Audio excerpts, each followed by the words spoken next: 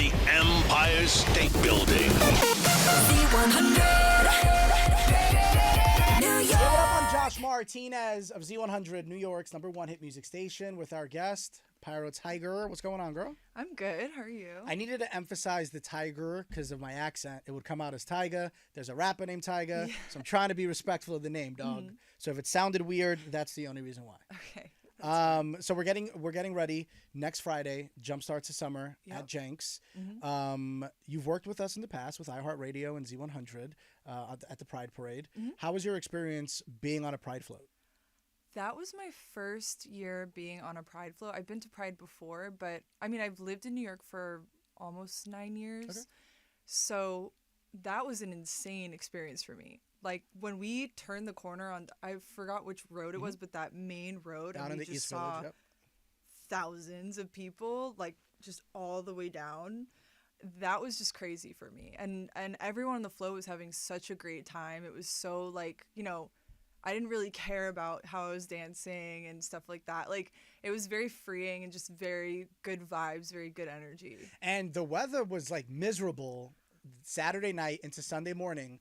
And then all of a sudden, as if we needed more reason to believe that Mother Nature appreciates LGBTQ+, bam, once the parade started, everything was like clear skies. It was so hot, though. Yes, always I did is. get heat stroke by the end of it. I'm Okay. a little prone to heat stroke, but I remember getting off the float when we were done because we were on there for so long.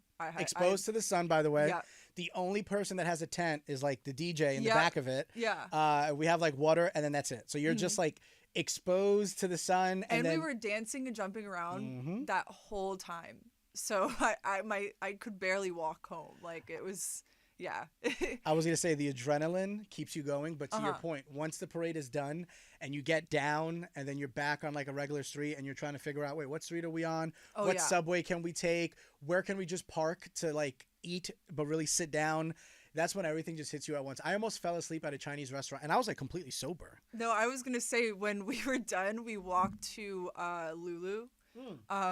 We all sat down at the table, and everyone was silent. Like, just the whole meal, everyone was silent, like falling asleep. Like, we could barely get up. We didn't want to leave the table, so we stayed there for like 2 extra hours.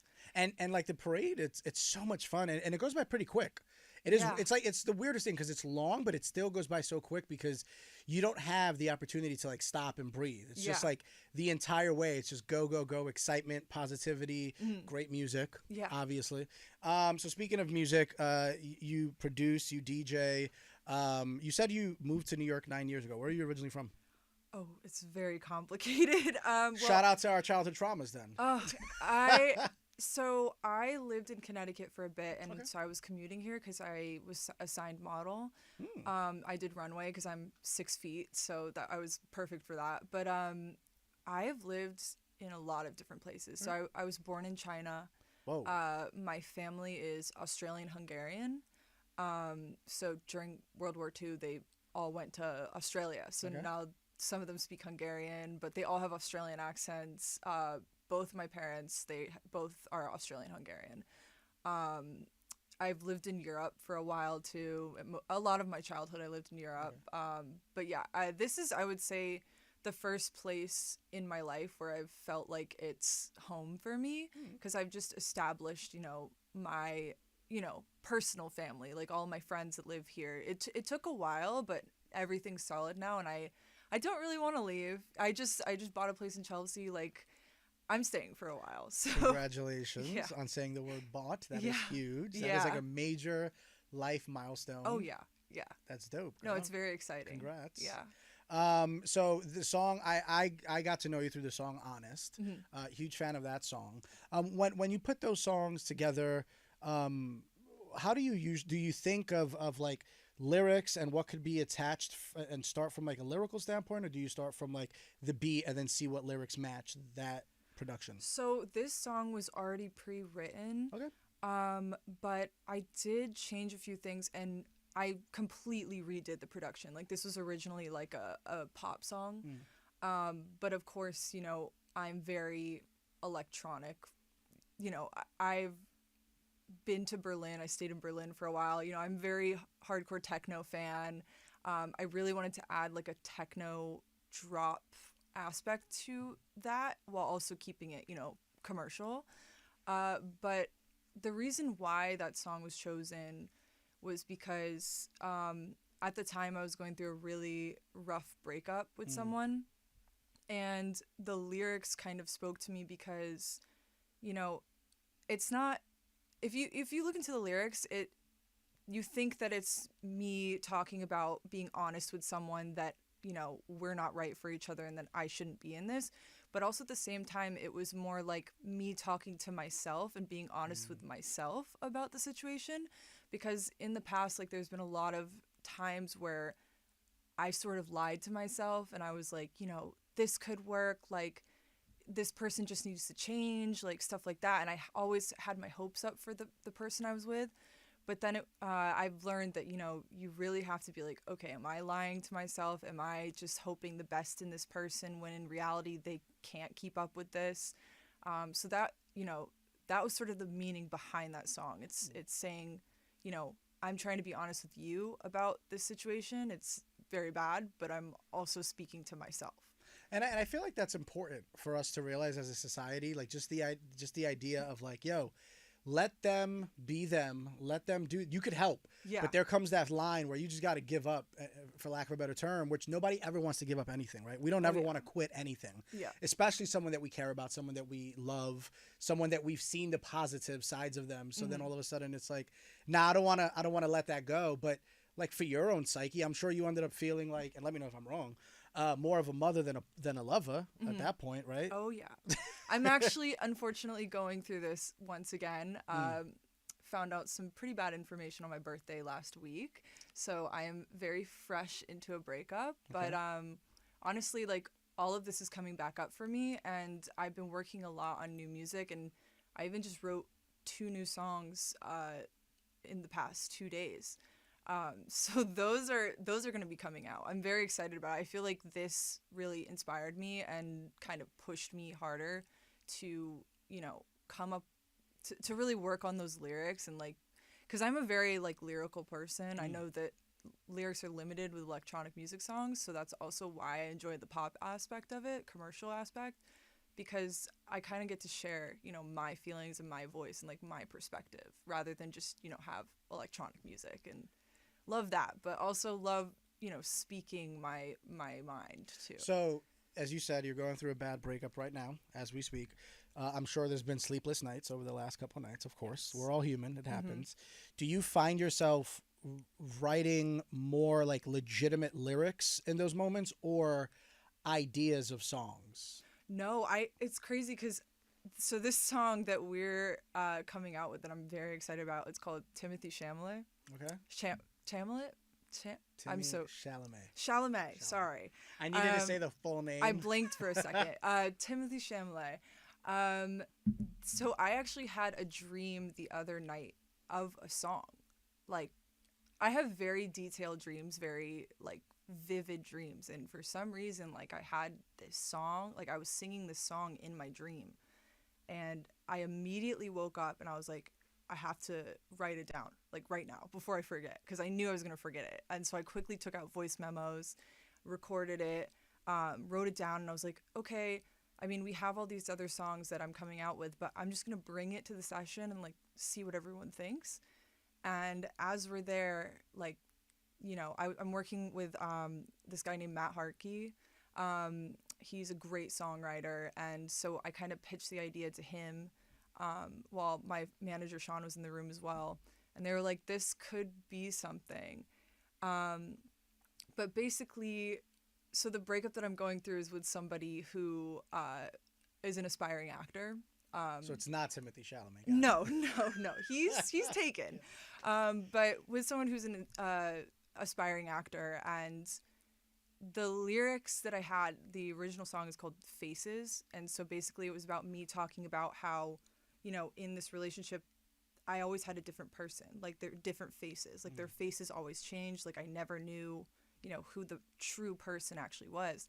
And then my manager, Sean, pitched. He was like, why don't we talk more about acting and, like, make this, like, incorporate acting into the song almost. Like, just because you're going through this and, like, this is the person that you were going through it with.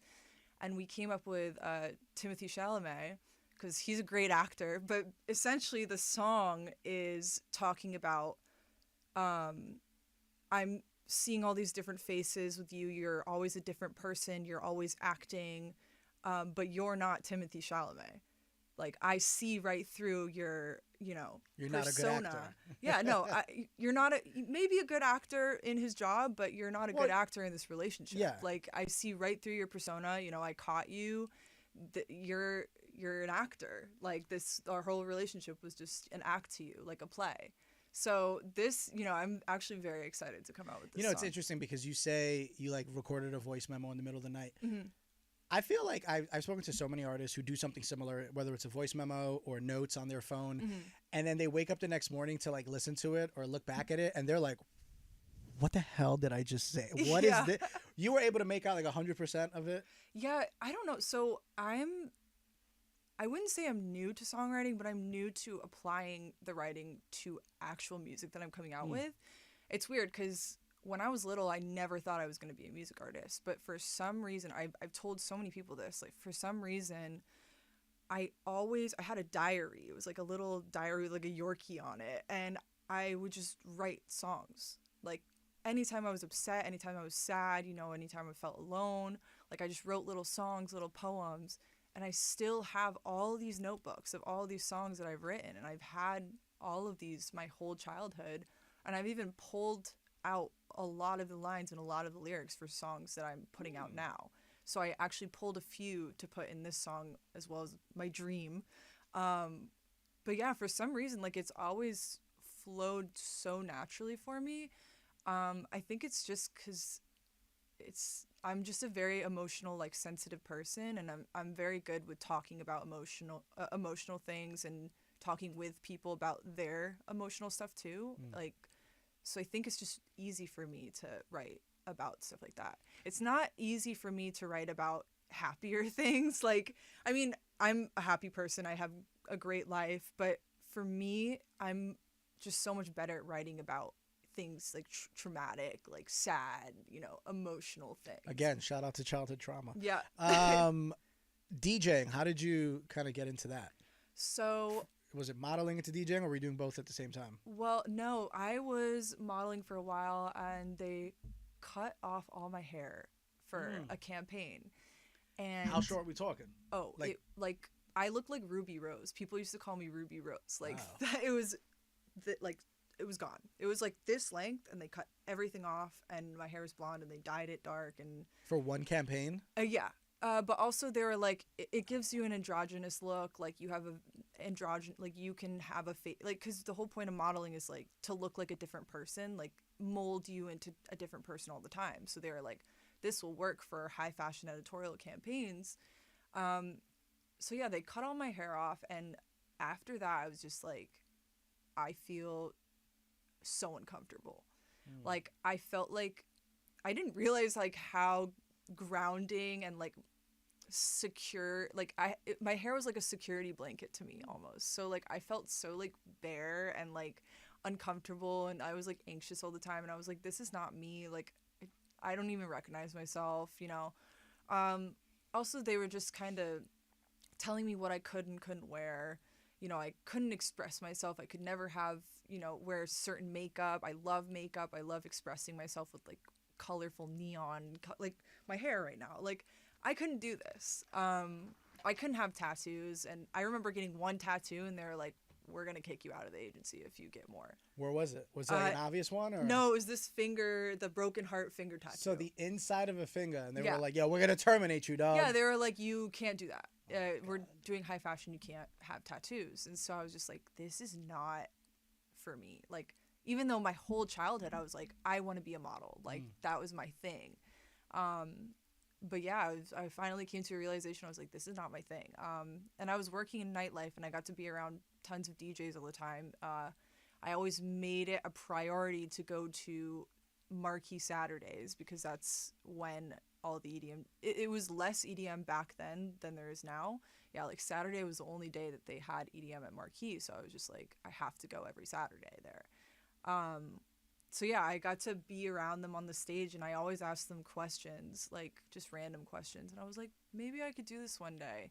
And then during COVID, I just got a deck for fun. I was, playing it, and my ex at the time was like, I told him, I was like, I'd love to play one day. And he's like, yeah, no, you should probably, Sounds like a healthy relationship. Yeah, he was like, you should probably not, like, pursue that because it's not really going to work out. And I was just like, all right. And as soon as we broke up, I went out and threw a 4th of July party, like, just for my friends. And it was such a big hit, and it was my first time DJing. And it was such a big hit that I just kept throwing parties after that. And eventually, like, I just got a really big support system, and I got like a small fan base. It's just like weird to me. Like, I actually had people come up to me on the street and be like, I was at your party like this time and I heard you play this. And the time that I actually like fully was like, I have to pursue this is when this girl came up to me at a restaurant and she was like, I remember you threw a Halloween party like years ago and you played like this specific song, and I took that song and I used you as a project for women, like inspiring women in New York, and I used you as one of my examples for my NYU project. As, Holy like, shit. Yeah. And she like put this song that I don't even know what song it was, but she was like, yeah, I used you in a project to show like that there are women, like, because this is at the time where female DJs were not really a thing. I mean, it's weird to say, but no, but even to this day, and like to this day, for whatever reason, and to me, I'm of the belief like, yo, a DJ is a DJ. You're either good or you aren't, right? You either can read a crowd or you can't. It's very black and white to me. Yeah. When it comes to like DJs, there aren't many women, and there's this, for whatever reason, stigma that if it's a female DJ, it's like automatically, oh, they're out. They have some sort of advantage, whether it's like preloaded, someone did the work for them. Yeah. She's just gonna stand there and pretend to push buttons and not really do like for what. But nobody ever says that about a dude that they don't know. And it could be an unknown DJ who literally could have DJ friends and all that stuff. But nobody will say it about them. What hardships have you felt as a woman so far? I have never experienced true sexism until I started DJing.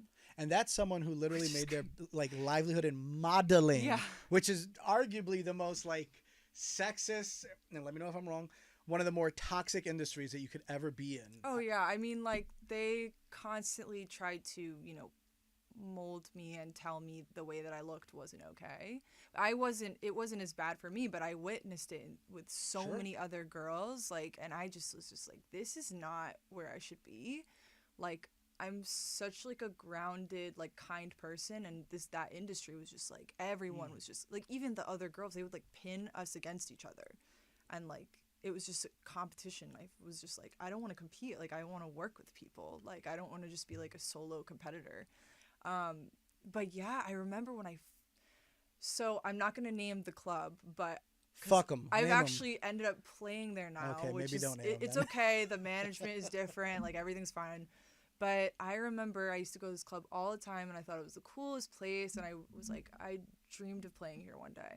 And I remember someone was like, okay, I got you a meeting with one of the bookers.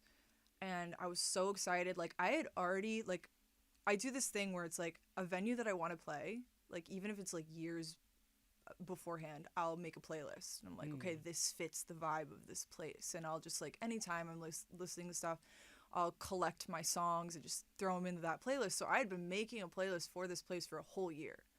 Wow. And I put together like a little set, like I put together a mix, and I brought it with me. I was like super excited for this meeting.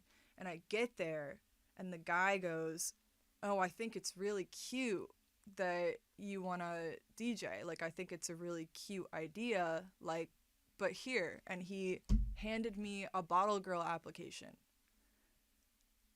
Did he not know that it was like, was he unaware that you were there for a DJ? Like, I have no idea what was going on, but I mean, he knew that I was trying to ask for a gig there. Yeah. But yeah, handed me a Bottle Girl application. He was like, I think it'll be a better fit for you. What was your reaction to that? I was just very polite, and I left, but I cried, obviously. Like, I was very, very sad. Like, I was just like, wow, I feel like, I don't know, it was like insulting a little bit. Very insulting. But, I mean, I'm not making any excuses, but I get it. Like, I hadn't played anywhere. Like, I didn't have a name. Like, didn't know who I was. But still, like, just as a woman, him handing me that Bottle Girl application. I'm not saying there's anything bad with Bottle Girls. Love Bottle Girls. No. But I'm just saying, like, you're there for a different job. The guy looked at you and basically was like, I'm not going to take you serious, but this is where you fit in. And it's almost like a cliche thing. Yeah. I mean, also, he, like, mentioned my looks. And he was like, this is a better job for you because you're good looking. And, like, this, you can use your looks to, like, make money. And, yeah, no, that's one of the only times. There are other times. One time I was playing this, like, small festival, and I was with my ex at the time, and we were standing on the stage, and I was getting ready to play, and the security just, like, pushed, like, aggressively, like, picked me up and pulled me off the stage and left him up there. And he was like, you have to get off the stage, Pyro Tiger's playing. And I was like, I am Pyro Tiger. I am Pyro Tiger. And he was like, no, you're not. That's him. And I was like, that's my boyfriend. Like, I'm Pyro Tiger. He's like, no, you're not. Like, he just assumed that it was a guy. Sure. Like, and I got in a huge argument. Like, it was a whole thing. And then finally they let me back up. But I was just like, yeah, like, people just assume that it's always a man.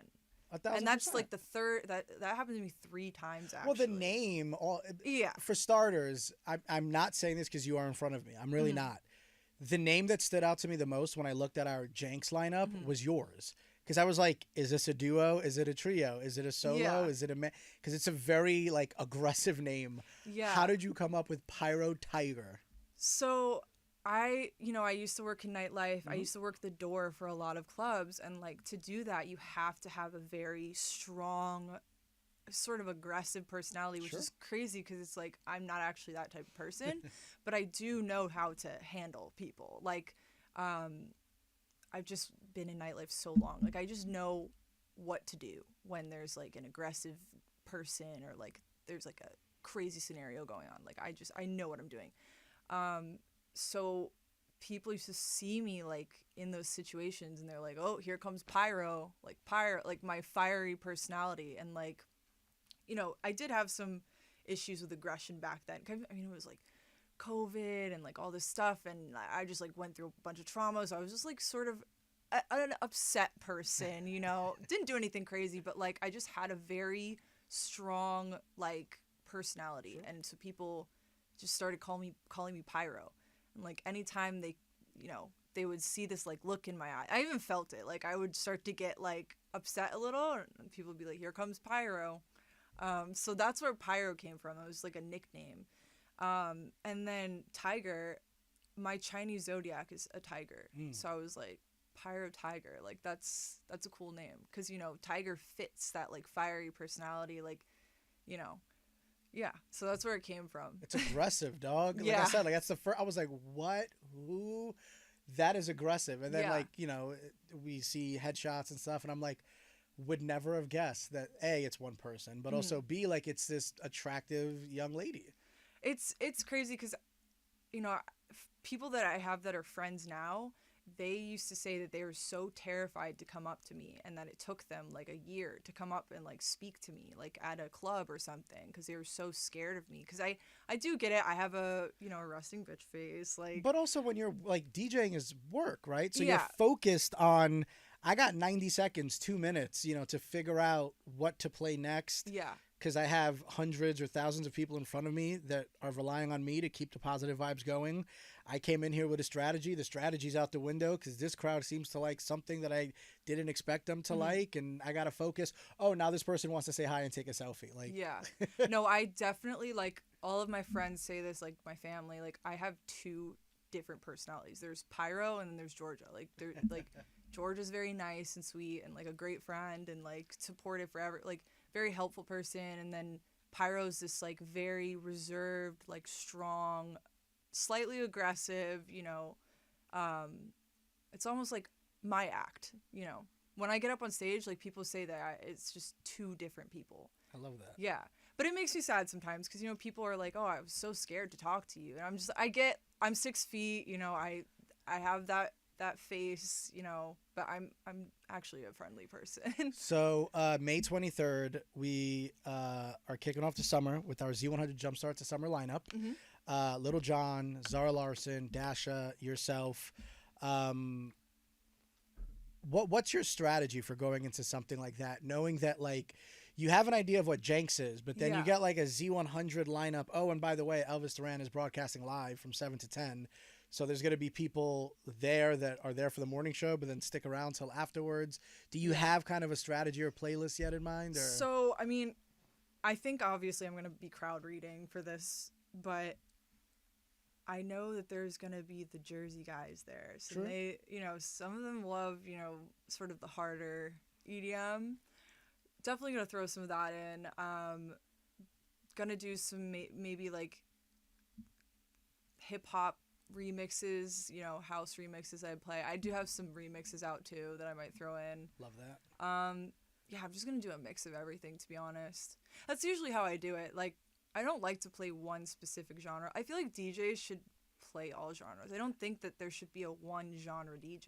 I think that in 2025, if you are not an open format DJ, you are making a huge mistake. Yeah. Especially if you're starting out that way. If you happen to like create this road because you've been in the game 10, 20, 30 years, we ain't talking to you. You're a vet, you cool. But if you're starting out, I think that it's very important to, even if it's like country music in the tri-state, like you throw on some Morgan Wallen at the right time, like with the right crowd, like that's what people are going to end up remembering. And you can still mix it in with what you like too. But, you know, circling back to also the thing that I was talking about with sexism, like I have noticed, it's not everyone. I've met some amazing male DJs, but like I've noticed a lot of the time some DJs DJ for the wrong reason. It's more of like an ego thing. 1,000%. Yeah, I call it the God God complex. And they DJ for themselves. Yep. And again, the big so when I was in high school, and this ain't about me, but real quick, when I was in high school, I worked for a mobile entertainment company. So I was an MC, Sweet 16s, mitzvahs, weddings, proms, you name it. I've done it across the tri-state, starting in high school. And the biggest mistake I've seen DJs make is that they want to be exclusive. They want to drop that exclusive song nobody else has. Yeah. And it's like, that means nothing because people are here to vibe and have a good time. And what people want to do is dance and scream along to songs that they know. Yeah. So you playing this exclusive remix, nobody knows it. They're just going to sit there like, we're going to wait another 60 to 120 seconds till you put that song that I genuinely know and like. And it's wild to me how many DJs make the mistake of wanting to play like the newest music. And obviously you have to sprinkle in like, you know, songs that came out 24 hours ago. That's cool. But getting away from songs that are going to make these people in front of you happy, so many DJs make that mistake. They also play what they want to hear.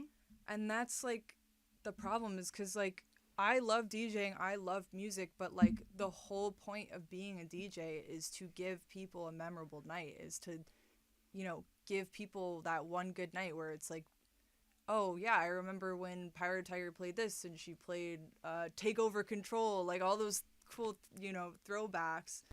Yeah, that's like really what it's about. It's not really for yourself. Like, and a lot of, I've worked with a lot of people who unfortunately have just such big egos, and it's sad because, you know, working in music, like I believe that everyone should be working together and like having a great time and giving people a good night. It's not really about what you're getting out of it. It's 1,000%. what you're giving to everyone else. So yeah, that's why crowd reading is such an important thing, like open format.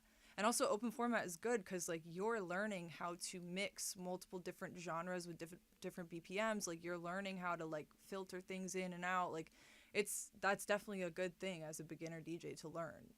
Don't do the easiest thing. Always do the hard thing first. That's why I learned on vinyl first, and then because I wanted to know the hardest thing first. I need to practice a little bit more because this was so long ago. Yeah, but in 2025, are you really getting on a set? How often are you even? No, right? But I believe in like the technical skills. Sure, like, no, 1,000,000,000%. I agree, but also it's still 2025, and this is one thing that again I know so many like older DJs who are like, oh, if you can't play on vinyl, and they have an opinion on it, and it's like, dog, you don't have to play on vinyl. It's not about what I do compared to what you do compared to what you've been doing for 30 years. Like, it's about, again, that crowd that's in front of you. They don't care, even if it's like a pre-made playlist. Like, they don't care. That's why I honestly thought this whole James Hype Dead Mouse beef is just funny. Like, I love, James Hype is great. Like, the stuff he does is really cool, but I get what Dead Mouse is also saying about you don't need all of that. And then there's been, through the years, there was a time where people shit on mashups or whatever, and it's like, dog, again, it's not about what you think is like the most organic DJ thing. It's about the crowd. Yeah. And if you find some Whatever crazy they like, mashup or yeah. put something together, and they're vibing with it, guess who won? Everyone in the room has won. Whatever the people like is what should be done, and that's always different. So. What can we expect from you in 2025 and beyond? Lots of music. Love that. I have been isolating myself for the longest time trying to get, because I only have one single out. But yeah, we're working on an album. So Love it. Lots of music, and it's definitely going to be different. I'm trying to, keep it commercial, but also throw in new sounds, stuff that I haven't really heard from people in a while. But also music with lyrics that are meaningful. Instead of just shake your butt or like whatever, like those are great too. But like, I want to have some EDM songs out there with like a storyline, like with a background to it, I love that. Yeah. How can folks stay in touch with you? Instagram, TikTok, Spotify, SoundCloud, because SoundCloud I post all of my remixes on. Love so that. Strictly on SoundCloud. So yeah. Just by searching Pyro Tiger. Yep. Simple Pyro and Tiger. easy. Yeah. Love it. We'll see you at Jenks, girl. Yeah. Thank you. Of course. From the top of the Empire State Building. C100 New York.